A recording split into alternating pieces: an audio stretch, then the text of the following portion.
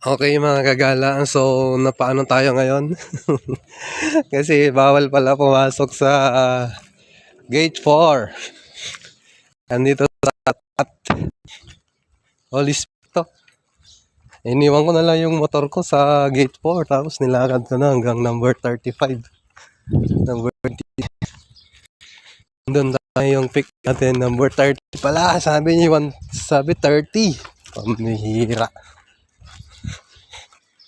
Ayan o. Nagutom tuloy si Bar. Challenging delivery. Okay mga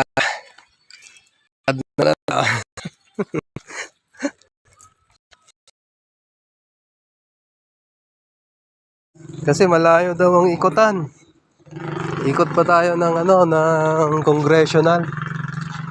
Kapag umikot tayo, sayang gas natin. Panggas pa naman yung natitira.